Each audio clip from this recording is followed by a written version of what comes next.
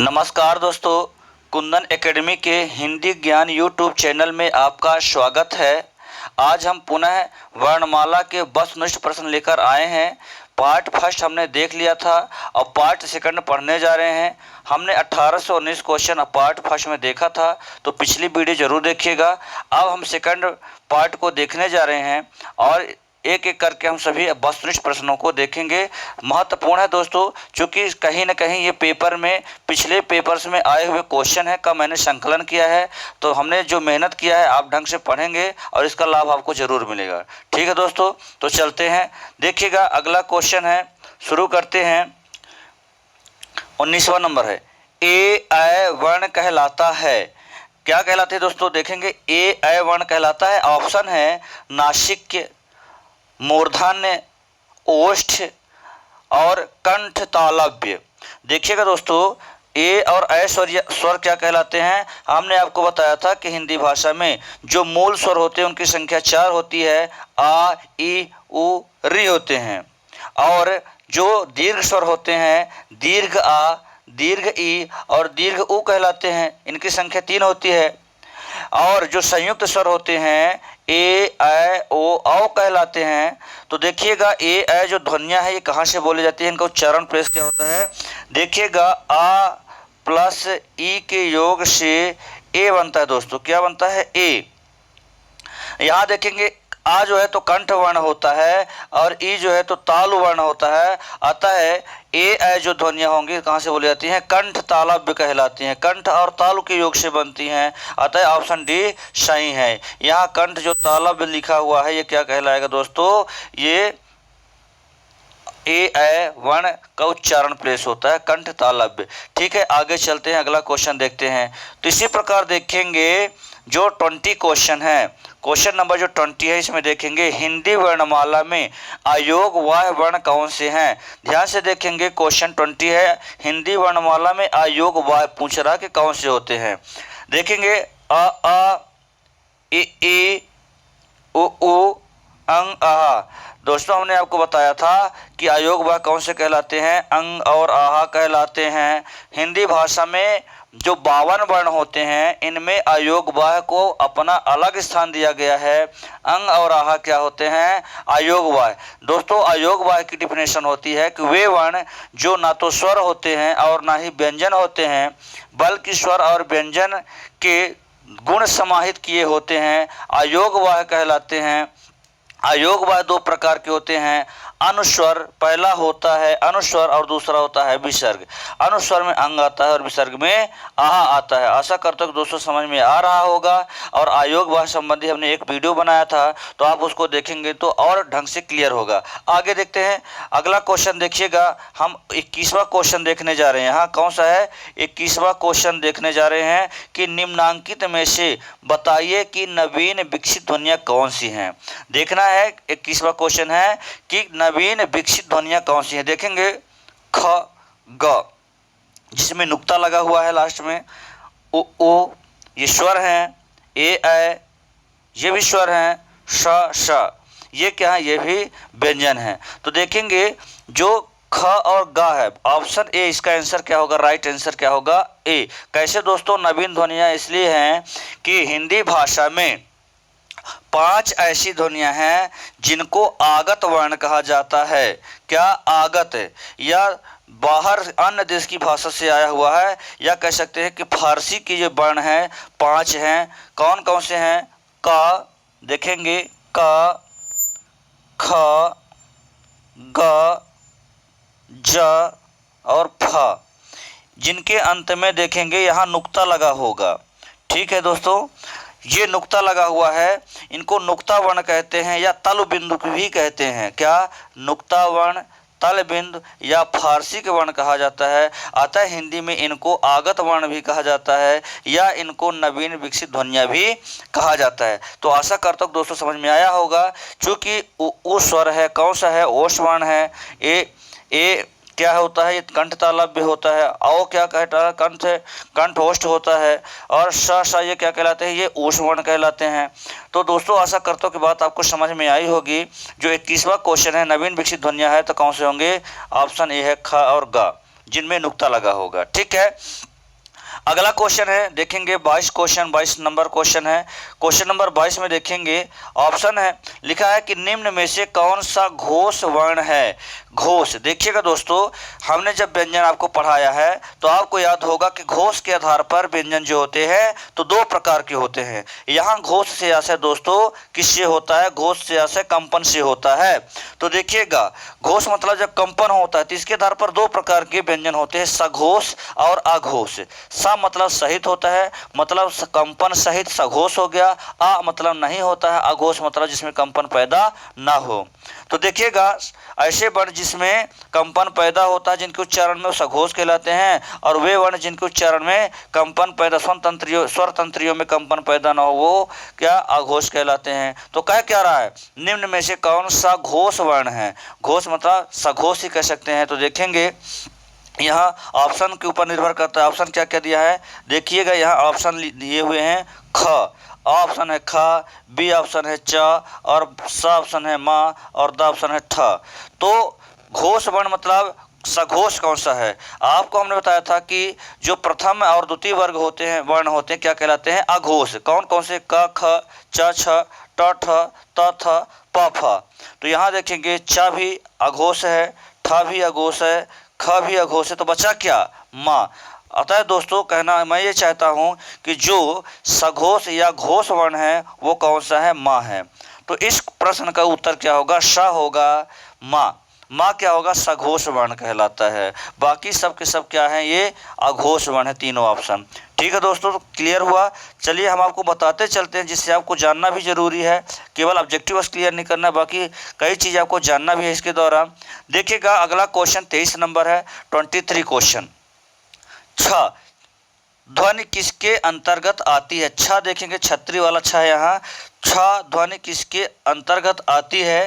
देखिएगा मूल स्वर, घोष वर्ण, संयुक्त वर्ण, तालव्य वर्ण। आपको पता है दोस्तों कि छ, त्र, ज्ञ और स्रा ये चार संयुक्त व्यंजन कहे जाते हैं या संयुक्त वर्ण कहे जाते हैं। अतः इस प्रश्न का उत्तर क्या होगा दोस्तों, सा, यानी सी ऑप्शन इसका क्या होगा, सही होगा, राइट आंसर होगा। संयुक्त वर्ण कहलाते हैं। ठीक है, ये किसके योग से बने होते हैं देखिएगा, क हलंत में प्लस सा, ये मूर्धा का सा है ना, और इससे इनके योग से क्या बनता है, छ बनता है। हलंत का ऐसा दोस्तों होता है कि यहाँ का आधा है और ये मूर्धा सा के योग से छ छतरी वाला छ बना हुआ है, निर्मित हुआ है। ठीक है दोस्तों, आगे चलते हैं। देखिएगा अगला है 24 क्वेश्चन है, इसको देखते हैं 24वें क्वेश्चन को। अघोष वर्ण कौन सा है। अघोष देखिएगा अभी हमने बताया था कि सघोष और अघोष होते हैं कंपन के आधार पर। अघोष वर्ण क्या हमने बताया था आपको, अघोष वर्ण बताया था कि देखिए जो प्रथम और द्वितीय वर्ण होते हैं और जो ऊष्म व्यंजन होते हैं वो क्या कहलाते हैं, अघोष कहलाते हैं। बाकी के सब क्या कहलाते हैं, सघोष है। तो देखेंगे यहाँ पास आ जो है तो क्या है, स्वर है, और स्वर क्या होते हैं, हमेशा सघोष ध्वनियाँ होती है, आपको मैंने बताया था। तो ये तो नहीं है ऑप्शन। फिर जा देखेंगे, जा भी चूंकि प्रथम और द्वितीय के अंतर्गत नहीं आता है तो ये भी क्या होगा, सघोष ध्वनि है। हा भी सघोष वर्ण है, लेकिन श श श ये तीनों क्या कहलाते हैं, ये जो है तो अघोष वर्ण के अंतर्गत आते हैं। अतः इसका राइट आंसर क्या होगा दोस्तों, अघोष वर्ण क्या होगा, डी ऑप्शन होगा, श सॉरी हाँ डी ऑप्शन होगा स। ठीक है, ये इसका आंसर डी होगा। अब आगे देखते हैं 25वां क्वेश्चन है, 25 नंबर का है। इसमें देखेंगे कह रहा है कि जिन शब्दों के अंत में अ आता है उन्हें क्या कहते हैं। जिन शब्दों के अंत में आ आए तो उन शब्दों को क्या कहते हैं, अनुस्वर कहते हैं, अयोगवाह कहते हैं, अंतस्थ व्यंजन कहते हैं या आकारांत कहते हैं। आपको पता है दोस्तों कि एक सुना होगा आकारांत, दूसरा सुना होगा आकारांत, एक इकारांत और दूसरा चौथा जो है तो क्या हो गया, इकारांत। समझिएगा, आकारांत जो जिन शब्दों के अंत में छोटा आ आए वो अंत अकारांत कहलाता है। देखिएगा अकारांत मतलब जिन शब्दों के अंत में छोटा आ आए। आकारांत क्या कहलाता है, जिन शब्दों के अंत में बड़ा आ आए। जैसे समझिएगा हमने यहाँ लिखा राम, तो राम में देखिए माँ में छोटा आ स्वर है, अतः ये आकारांत वर्ण हुआ। बात समझ आ रही है, आकारांत स्वर यहाँ है माँ में। लेकिन यदि हम लिख दे रमा, क्या लिख दें, रमा, माँ में बड़ा आ की स्वर है, अतः ये आकारांत स्वर कहलाएगा। तो आशा करता हूँ कि बात समझ में आई होगी आपको। ठीक है, आगे देखेंगे। इसी प्रकार 26वां क्वेश्चन है, 26 क्वेश्चन है, छ वर्ण किसके योग से बना है। छ अभी हमने बताया ही, पहले ऊपर देखा है कि किसके योग से बना है। देखेंगे आ ऑप्शन है, यहाँ का हलंत में प्लस श है। राइट आंसर क्या होगा इसका, आ ऑप्शन राइट होगा। बाकी देखेंगे सब बाकी ऑप्शन क्या होंगे, गलत होंगे, चूँकि हमने आपको बताया कि का हलंत में प्लस श के योग से क्या बनता है, छ बनता है। इनको संयुक्त व्यंजन कहा जाता है। और आगे हमने बताया भी है कि पिछले अगले क्वेश्चन में जो आपने देखा होगा, तो मैंने बताया है कि जो छ होता है संयुक्त व्यंजन कहलाता है, और का हलंत में प्लस श के योग से बना होता है। अतः राइट आंसर क्या होगा, आ ऑप्शन होगा। ठीक है दोस्तों, बाकी के ऑप्शन गलत हैं। फिर आगे देखिएगा, अगला क्वेश्चन है 27 नंबर, मतलब 27वां क्वेश्चन है। देखिएगा 27वां क्वेश्चन है, निम्नलिखित में से कौन अयोगवाह है।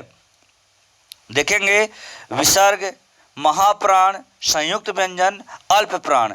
अयोगवाह पूछ रहा दोस्तों कि अयोगवाह क्या होता है। तो देखिएगा अयोगवाह कौन है, ऑप्शन ए सही है। चूंकि अयोगवाह दो होते हैं, कौन कौन से होते हैं, अनुस्वार और विसर्ग। तो यहाँ विसर्ग ऑप्शन में दिया हुआ है, तो ये क्या है, अयोगवाह है। दोस्तों अयोगवाह किसे कहते हैं, अभी हमने बताया है। और आहा क्या कहलाता है, विसर्ग कहलाता है। ये अयोगवाह है। और जो अनुस्वार होता है वो क्या कहलाता है, अंग कहलाता है।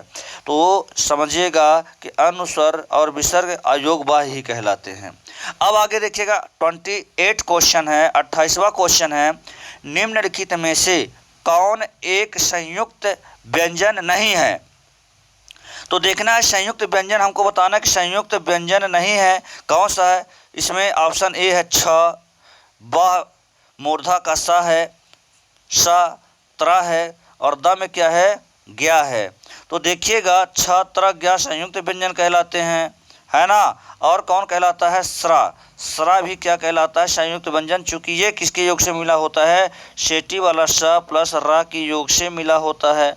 ठीक है दोस्तों, तो इस प्रकार से देखेंगे कि छ त्र ज्ञा और स्रा संयुक्त व्यंजन होते हैं। तो इसमें संयुक्त व्यंजन कौन सा नहीं है, ऑप्शन बी इसका राइट आंसर होगा। बात समझ में आई दोस्तों। देखिएगा जो बी ऑप्शन है ये क्या होगा, संयुक्त व्यंजन नहीं होगा, बल्कि ये क्या है, ऊष्म व्यंजन है। श श श ह ये ऊष्म व्यंजन कहे जाते हैं, या कह सकते हैं कि घोषत्व के आधार पर कौन से कहलाते हैं, सघोष कहलाते हैं। और यदि कहा जाए कि स्पर्श व्यंजनों में कहा जाए तो संघर्षी व्यंजन कहलाते हैं। तो मैंने व्यंजन के टाइप पढ़ाया है, आपको ध्यान रखना होगा। आगे देखेंगे, अगला क्वेश्चन है 29 क्वेश्चन है यहाँ कि अनुनासिक का संबंध होता है। ध्यान से सुनेंगे, अनुनासिक शब्द का मतलब समझेंगे कि इसका संबंध होता है केवल नाक से, केवल मुंह से, नाक और मुंह से, इनमें से कोई नहीं। तो देखिएगा दोस्तों, अनुनासिक का संबंध किससे होता है, ऐसे वर्ण जिनके उच्चारण में मुख के साथ साथ नाक की भी आवश्यकता पड़ती है, वो क्या कहलाते हैं, अनुनासिक। या इनको पंचमाक्षर भी कहा जाता है, पंचम वर्ण भी कहा जाता है, या नासिक वर्ण के नाम से भी जाना जाता है। वो कौन से हैं, सा ऑप्शन इसका सही होगा। अंगा, या, आड़ा, ना और मा, जो सभी वर्ग के पांचवें वर्ण होते हैं, यही क्या कहलाते हैं, अनुनासिक वर्ण कहलाते हैं, या नासिक के वर्ण कहलाते हैं, या पंचम वर्ण कहे जाते हैं, या पंचमाक्षर भी कहे जाते हैं। ठीक है दोस्तों, तो अनुनासिक का संबंध होता है किससे, नाक और मुंह दोनों से होता है। ठीक है, आगे देखते हैं, अगला क्वेश्चन देखते हैं कौन सा है।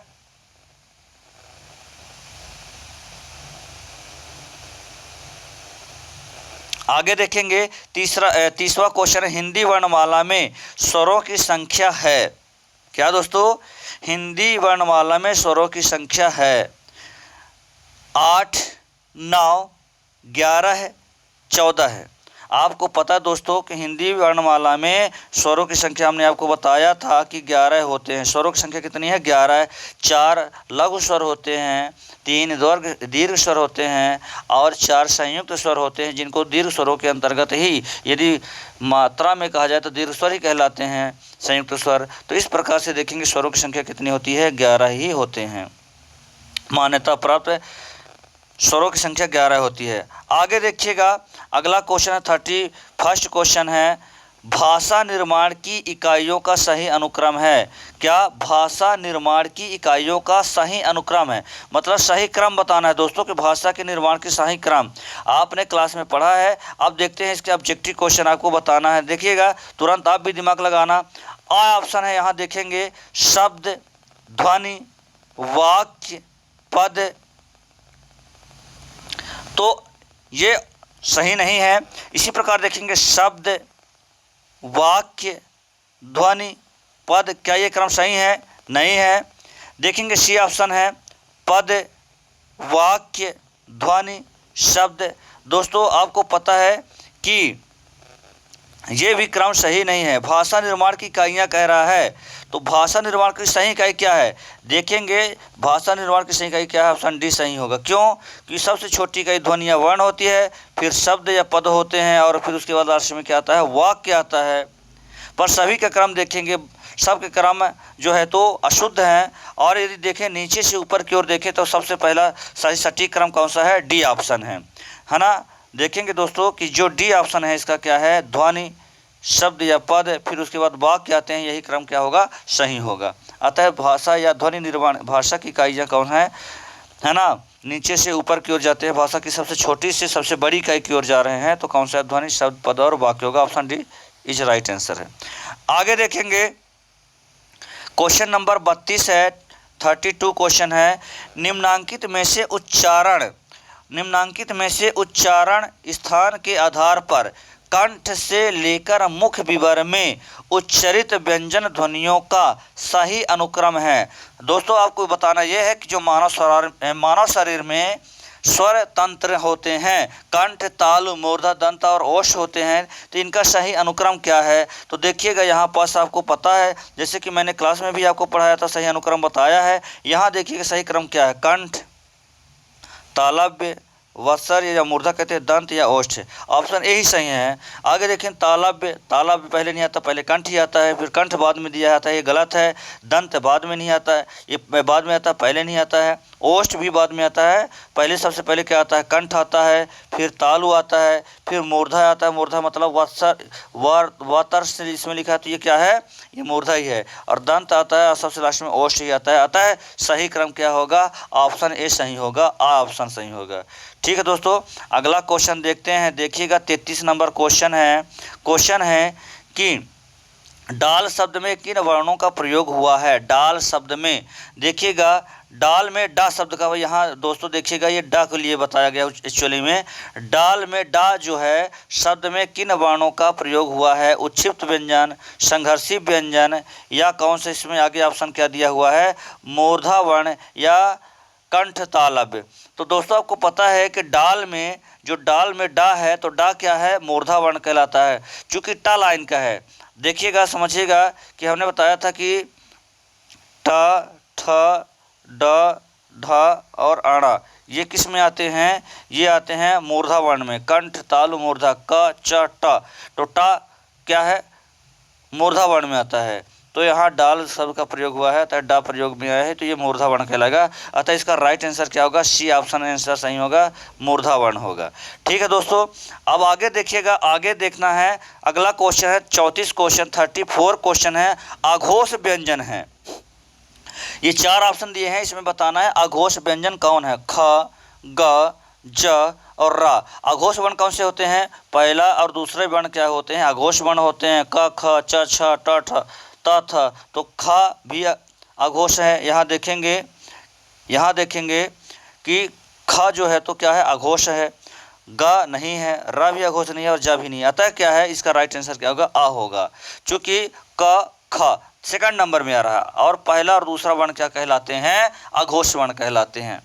तो दोस्तों वर्णमाला यदि आप हमसे पढ़े होंगे तो आपको एक एक चीज़ें क्लियर होंगी, क्योंकि मैंने वर्णमाला को बहुत तरीके से और प्रत्येक वर्गीकरण को अलग अलग करके मैंने पढ़ाया था। चलिए आगे देखते हैं। क्वेश्चन नंबर 35 है, 35वां क्वेश्चन है वह ध्वनि समूह जिसका उच्चारण एक सांस में होता है कहलाता है। क्या कह रहा है? वह ध्वनि समूह जिसका उच्चारण एक सांस में होता है कहलाता है। शब्दांश, पद, ध्वनि, वर्ण। तो दोस्तों इसका राइट आंसर क्या होगा, शब्दांश होगा। मतलब इसको अक्षर भी कहते हैं, ध्यान रखिएगा। शब्दांश को क्या कहते हैं, अक्षर। मतलब अक्षर को ही शब्दांश कहा जाता है। ठीक है दोस्तों, मतलब जब ऐसी ध्वनि का उच्चारण एक सांस में जिसको हम करते हैं उसे अक्षर कहते हैं। ठीक है, अब देखिएगा यहाँ पद लिखा है। पद क्या होता है, वाक्य में प्रयुक्त शब्द को ही पद कहते हैं। और शब्द क्या होते हैं, इंडिविजुअल किसी शब्द को या शब्दकोश में देखने वाले शब्दों को क्या कहा जाता है, शब्द कहा जाता है। ध्वनि क्या होती है, भाषा की सबसे छोटी इकाई होती है।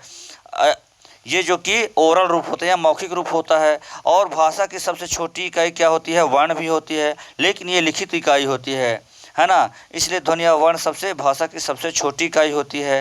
तो इस प्रकार से दोस्तों हमने देखा 35 क्वेश्चन यहाँ हमने देखा है। अब आगे देखिएगा दोस्तों, अगली वीडियो हम लेकर आएंगे। हमने अभी कुछ क्वेश्चन को लेकर हमने आपको, जो कि अभी जो आपके सामने पेपर है बहुत महत्वपूर्ण हिंदी की यहाँ आप ज़रूरत है, अतः मैंने वर्णमाला के 2 पार्ट बनाया। अभी एक पार्ट और है। वर्णमाला को हमने 3 पार्टों में अभी हमने क्वेश्चन लिया था। पार्ट 1 और पार्ट 2 आपको हमने अभी बताया है। अगले क्लास में, अगले लेक्चर में हमने आगे देखेंगे, पार्ट 3 को भी देखेंगे। तब तक के लिए गुड डे, धन्यवाद। मुस्कुराते रहिए दोस्तों। वीडियो को लाइक करें, सब्सक्राइब करें और शेयर ज़रूर करें दोस्तों। आपका स्नेह और प्रेम का आकांक्षी हूँ। चूँकि मैंने जो मेहनत किया है, मैं चाहता हूँ कि इसके लिए आपको फ़ायदा भी मिले और आपका सहयोग भी मिले। धन्यवाद। ओके।